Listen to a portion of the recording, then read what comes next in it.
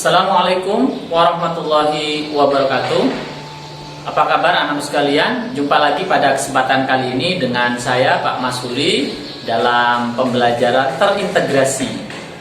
Anak-anak sekalian, adapun topik kita pada kesempatan kali ini adalah keanekaragaman hayati tentang flora dan fauna di Indonesia. Anak-anak sekalian, sebelum kita melanjutkan pembelajaran hari ini, saya minta anak-anak silahkan untuk berdoa terlebih dahulu agar kita senantiasa dilindungi dan diberikan kesehatan di masa pandemi COVID-19 ini. Silakan berdoa.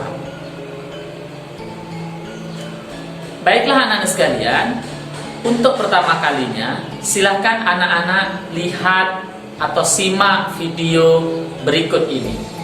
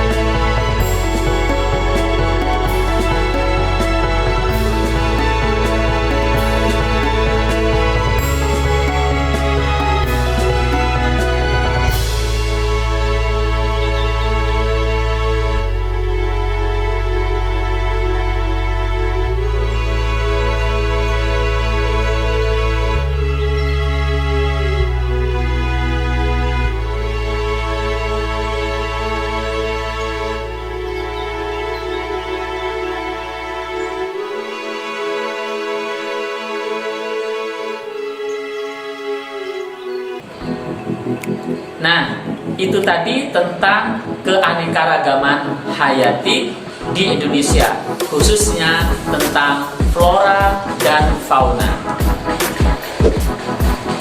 Anak-anak sekalian, adapun tujuan pembelajaran hari ini, yang pertama adalah untuk mengetahui apa manfaat keanekaragaman hayati di Indonesia. Lalu yang kedua, mengetahui bagaimana persebaran flora dan fauna di Indonesia dalam perspektif geografinya. Lalu yang ketiga, upaya perlindungan flora dan fauna Indonesia dari kepunahan. Ya, anak sekalian, yang pertama kita harus memahami dulu apa itu pengertian keanekaragaman hayati. Keanekaragaman hayati itu adalah keanekaragaman yang ditunjukkan dengan adanya variasi makhluk hidup yang meliputi bentuk, penampilan, jumlah, serta ciri yang lain. Apa manfaat keanekaragaman hayati yang ada di Indonesia? Anak-anak tentu kita akan melihat. Yang pertama adalah penghasil sumber daya alam hayati.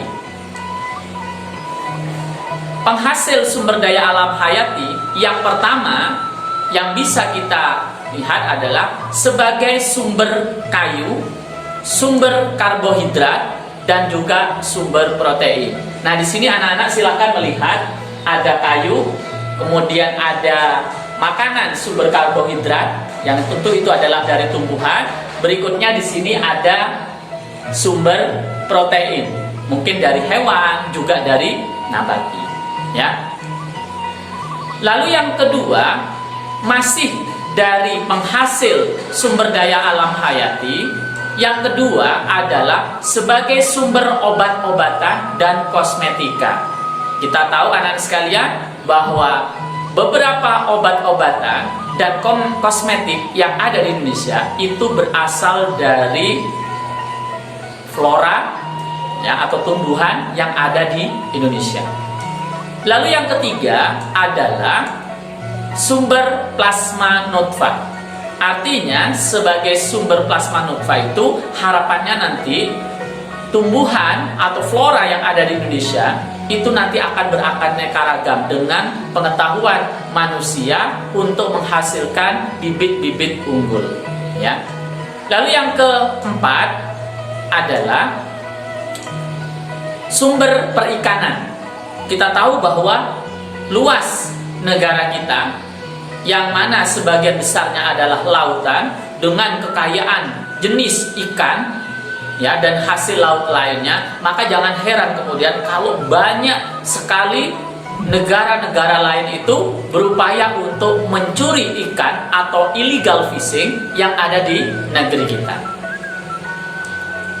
Nah, anak-anak sekalian, manfaat keanekaragaman hayati yang kedua yaitu sebagai sarana pengembangan ilmu pengetahuan, pendidikan, rekreasi, dan wisata. Coba kalau anak-anak melihat di sini, nah ini adalah gambar bagaimana melakukan riset, juga di sini ada suasana rekreasi, yaitu rekreasi di hutan, misalnya hutan pinus. Ya. Lalu anak-anak sekalian, seperti apa persebaran flora dan fauna di Indonesia? Kemudian faktor apa yang mempengaruhi keanekaragaman flora dan fauna di Indonesia? Nah, anak-anak setelah ini akan dijelaskan oleh Bu Hafsah, ya, sebagai guru IPS. Tentu sekali lagi materi kita kan adalah materi terintegrasi, yaitu bagaimana flora dan fauna dari perspektif ilmu pengetahuan alam dan juga dari perspektif ilmu pengetahuan sosial. Setelah ini silahkan simak penjelasan dari Bu Hafsah selaku guru IPS. Anak-anak, mari kita lanjutkan ke pembahasan berikutnya. Kalian tadi sudah menyimak video tentang beberapa flora dan fauna yang ada di Indonesia. Sebelumnya, ada yang tahu kenapa jenis flora dan fauna di Indonesia beragam? Benar, keragaman flora dan fauna di Indonesia ini akibat dari keadaan alam yang mendukung pastinya. Mari kita bahas keadaan alam di Indonesia terlebih dahulu. Yang pertama, kondisi alam di Indonesia, yaitu keadaan geologis. Keadaan geologis merupakan keadaan suatu wilayah berdasarkan struktur dan komposisi batuan yang membentuk bumi. Keadaan geologis di Indonesia terletak pada pusat pertemuan dua gunung pegunungan muda, yaitu Pegunungan Sirkum-Mediterania dan Pegunungan Sirkum-Pasifik. Indonesia juga terletak di antara tiga lempeng utama di dunia, yaitu lempeng Australia, lempeng Eurasia, dan lempeng Pasifik. Wilayah Indonesia juga terletak di antara tiga dangkalan. Yang pertama ada dangkalan Sahul, ada dangkalan Sunda, dan juga daerah laut pertengahan Australia. Coba kalian amati gambar di samping. Kalian dapat melihat bahwa banyak dijumpai gunung berapi. Ini menyebabkan Indonesia wilayahnya cukup subur, yang ditandai dengan simbol segitiga merah. Selain itu, karena dilewati lempeng utama di dunia, menjadikan Indonesia juga rawan akan bencana alam, seperti gunung meletus, gempa bumi, dan juga tsunami. Untuk lebih jelasnya, silakan kalian simak video tentang keadaan geologi Indonesia berikut ini. Wilayah Indonesia terletak pada pertemuan tiga lempeng aktif, yaitu Lempeng Eurasia,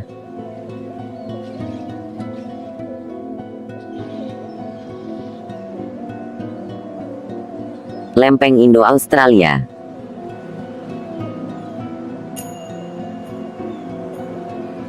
Lempeng Pasifik.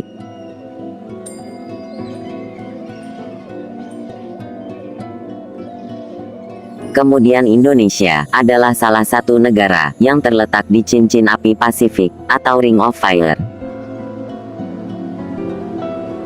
Zona Ring of Fire adalah daerah yang sering mengalami gempa bumi dan letusan gunung berapi. Daerah tersebut mengelilingi Samudra Pasifik. Hal ini menyebabkan Indonesia banyak gunung berapi, di mana gunung ini terbentuk akibat adanya benturan antar lempeng, antara lempeng Eurasia dan lempeng Indo-Australia.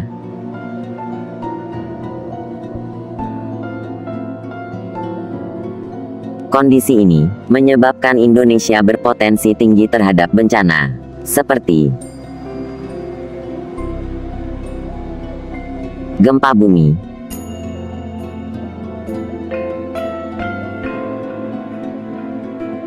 gunung meletus,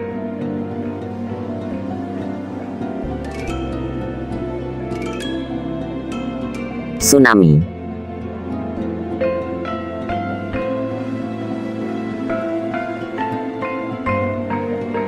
tanah longsor.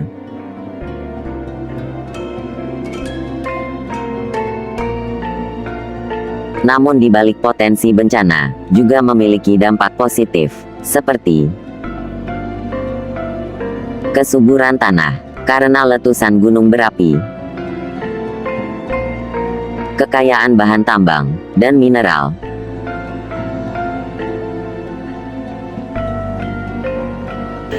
Nah, itu tadi video tentang keadaan geologi Indonesia. Ternyata luar biasa ya. Banyak sekali pengaruhnya bagi kehidupan manusia. Tapi kalian juga harus berhati-hati karena ada pengaruh negatifnya juga, seperti bencana alam yang bisa mengancam kehidupan manusia. Yang kedua, keadaan iklim di Indonesia. Indonesia berada di wilayah iklim tropis. Hal ini dikarenakan Indonesia yang dilewati oleh garis khatulistiwa.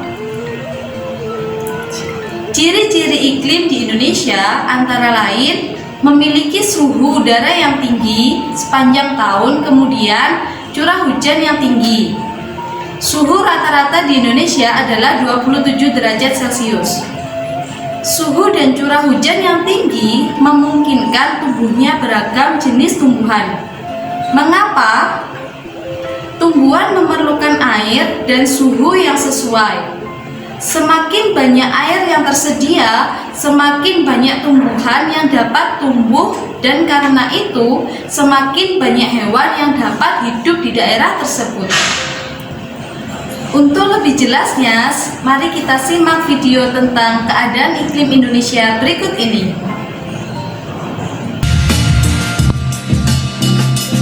Iklim adalah keadaan rata-rata cuaca pada suatu wilayah dalam jangka waktu yang relatif lama.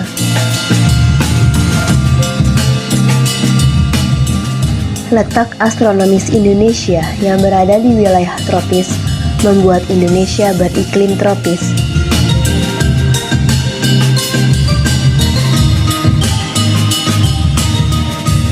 Ciri iklim tropis adalah suhu udara yang tinggi sepanjang tahun dengan rata-rata 27 derajat Celcius. Di daerah tropis tidak ada perbedaan yang jauh berarti antara suhu pada musim hujan dan suhu pada musim kemarau.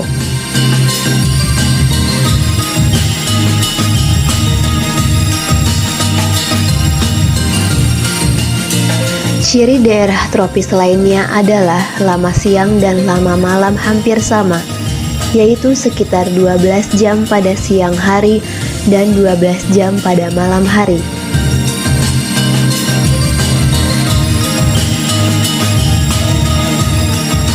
Indonesia dipengaruhi oleh 3 jenis iklim, yaitu iklim musim, iklim laut, dan iklim panas.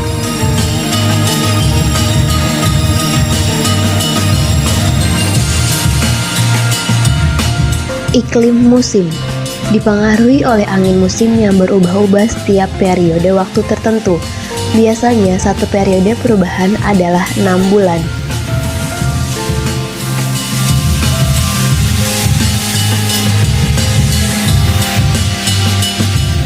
Iklim laut terjadi karena Indonesia memiliki wilayah laut yang luas, sehingga menimbulkan penguapan dan akhirnya mengakibatkan terjadinya hujan.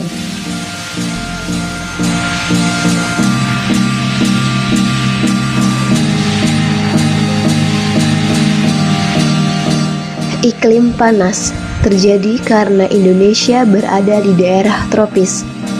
Suhu yang tinggi mengakibatkan penguapan yang tinggi dan berpotensi untuk turunnya hujan.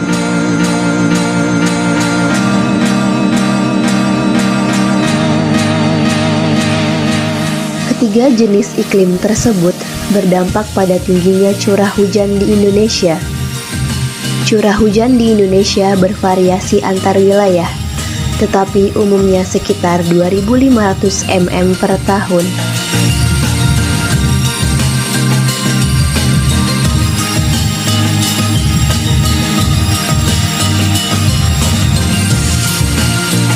Kondisi curah hujan yang besar ditunjang dengan penyinaran matahari yang cukup, membuat Indonesia sangat cocok untuk kegiatan pertanian, sehingga mampu memenuhi kebutuhan penduduk akan pangan.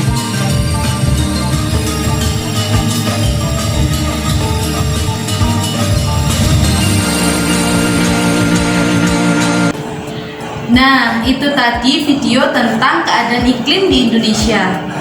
Kalian sudah tahu kan apa saja jenis iklim di Indonesia? Ya, faktor iklim salah satu faktor yang paling berpengaruh terhadap keragaman flora di Indonesia.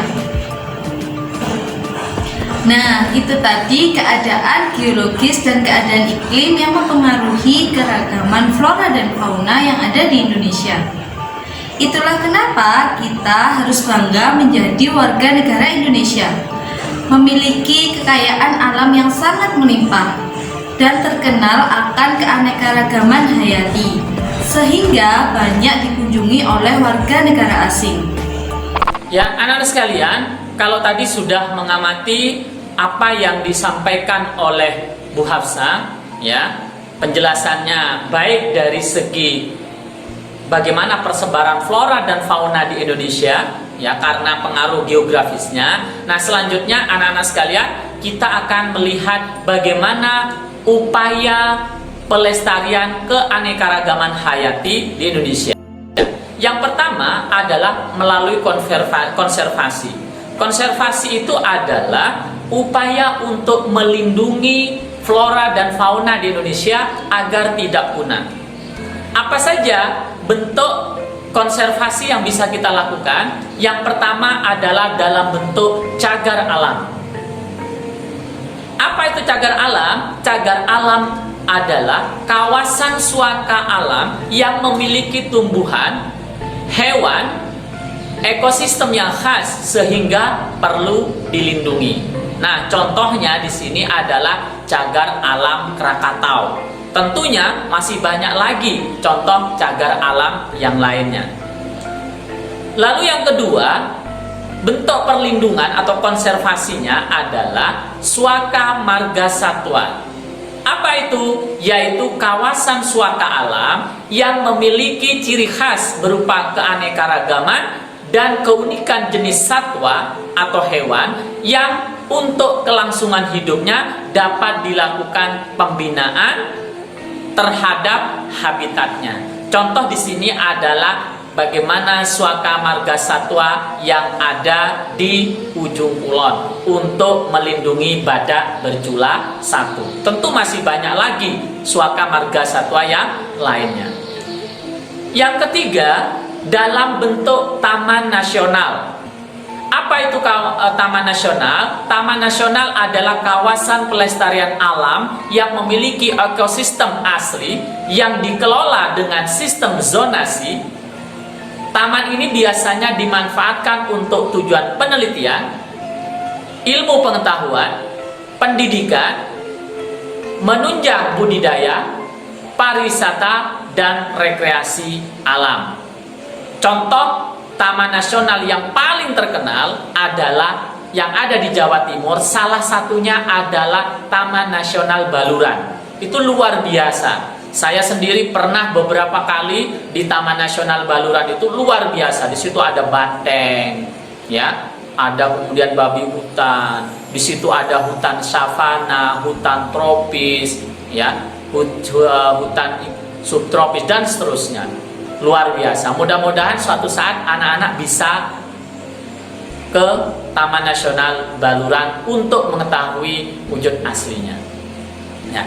Lalu yang keempat, anak-anak sekalian, adalah kebun raya. Nah, sesuai dengan namanya, kebun raya yaitu kawasan pelestarian alam dengan tujuan untuk kepentingan penelitian dan melindungi tumbuhan, terutama tumbuhan yang langka. Nah, di sini di Indonesia itu ada 2. Yang pertama adalah Kebun Raya Bogor, yang kedua adalah Kebun Raya Purwodadi di daerah Pasuruan, yang mana tentu dekat dengan kota kita, yaitu di kota Malang.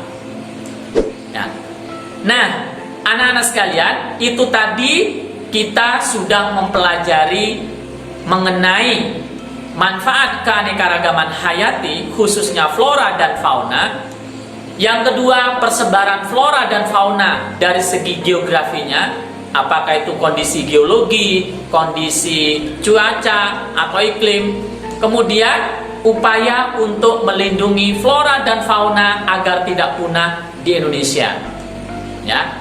Sangat penting sekali ya anak-anak sekalian untuk menjaga agar potensi alam di Indonesia ini terjaga demi generasi selanjutnya. Baiklah anak-anak sekalian, tak terasa waktu yang memisahkan kita. Mudah-mudahan penjelasan saya dari perspektif ilmu pengetahuan alam atau IPA dan juga penjelasan yang disampaikan oleh Ibu Hafsah dari perspektif ilmu pengetahuan sosial tadi bisa bermanfaat untuk kita semua. Oleh karena itu, saya akhiri, mudah-mudahan bermanfaat. Assalamualaikum warahmatullahi wabarakatuh.